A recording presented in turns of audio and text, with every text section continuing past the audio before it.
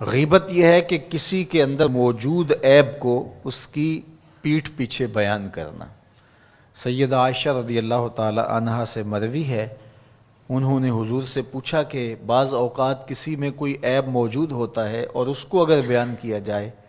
وہ تو اس کے اندر موجود ہوتا ہے، تو فرمایا اس کو اگر بیان کیا جائے جو موجود ہوتا ہے یہی تو غیبت ہے، اور اگر موجود نہیں ہے تو بیان کیا جائے یہ تو بہتان ہوگا، جو کبیرہ گناہوں میں سے ایک گناہ ہے۔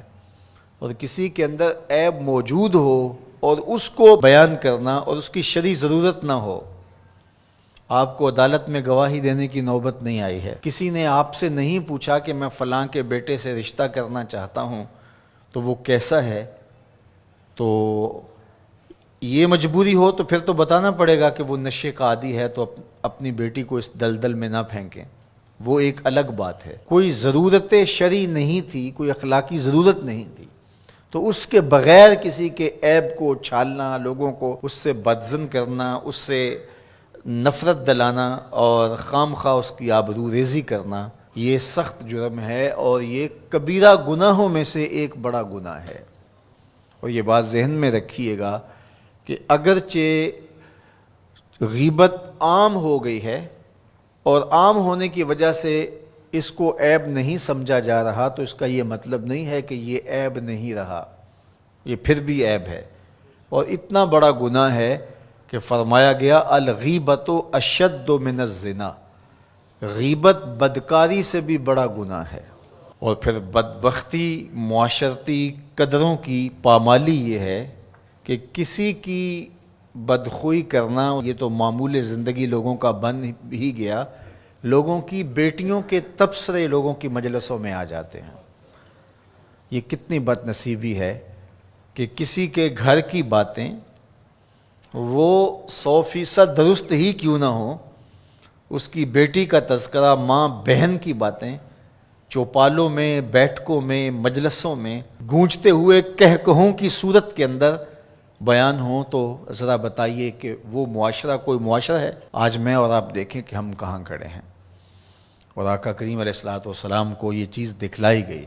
کہ تانبے کے ناخنوں سے اپنے چہرے کو نوچ رہے ہیں۔ اپنا معاشرہ تشدد اور افتراق کا شکار ہو کے رہ گیا ہے۔ یہاں یہ بات بھی میں کہنا چاہوں گا کہ بریکنگ نیوز کے نام سے جس طرح سے چینلز کی دوڑ لگی ہوئی ہے، اور اس میں یہ نہیں دیکھا جاتا کہ کسی کی عزت کو اچھالنا قرار پا رہا ہے اور اس کا کیا نقصان اس معاشرے میں ہوتا ہے۔ اور تیسری بات یہ ہے کہ برائی کو نشر کرنے سے برائی کی حوصلہ افزائی بھی ہوتی ہے، اور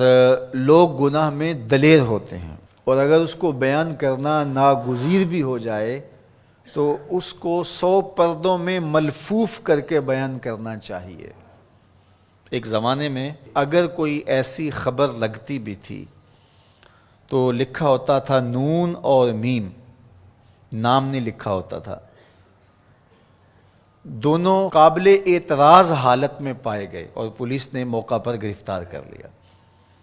تو نون اور میم لکھا ہوتا اور قابل اعتراض حالت، بس یہی ہوتا۔ اور اب یہ بریکنگ نیوز کے چکر کے اندر کیمرہ لے کے اندر گھس جاتے ہیں اور قوم کو دکھا رہے ہوتے ہیں، اور ہم اگر میڈیا پہ آئیں اور دیکھیں تو لگتا ہے کہ معاشرے کے اندر برائیاں ہی برائیاں ہیں، اچھائیاں نہیں ہیں۔ تو میں ایک دفعہ ایک میڈیا کے ساتھی سے کہا کہ نیوز ویلیو صرف برائی ہی کی کیوں ہے، نیوز ویلیو اچھائی کی کیوں نہیں ہے؟ اچھائی کو بیان کیا جائے،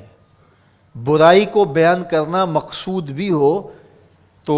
اس کے لیے ملفوف لفظ ہونے چاہیے۔ آپ سورہ یوسف پڑھ سکتے ہیں، قرآن مجید کا اسلوب دیکھ سکتے ہیں، پوری سورت کے اندر منفی کرداروں کا نام نہیں ہے، چاہے وہ حضرت یوسف علیہ السلام کے بھائی ہوں یا عزیز مصر کی بیوی ہو، ان کا کنایے سے ذکر کیا گیا۔ اور جو مثبت کردار تھے، سورہ یوسف اٹھا کے دیکھیے، بار بار یوسف صدیق کے لفظ آ رہے ہیں۔ یوسف یوسف کی پکار آ رہی ہے، حضرت یعقوب کا ذکر آ رہا ہے۔ اللہ اکبر۔ تو اچھے کرداروں کو ابھارا جائے اور برے کرداروں کا ذکر کرنا بھی ہو تو ملفوف طریقے سے، تو معاشرے میں صالحیت پیدا ہوتی ہے۔ لیکن جب ہمارا مقصود ریٹنگ ہو، ہمارا مقصود پیسہ ہو، ہمارا مقصود بیرونی نادیدہ ہاتھوں کا ایجنڈا ہو، تو پھر ہم ہوش و حواس میں نہیں ہوتے، پھر جو ہم سے کروایا جاتا ہے ہم وہی کر رہے ہوتے ہیں۔ یہ بد نصیبی ہے اور یہ دردناک کہانی ہے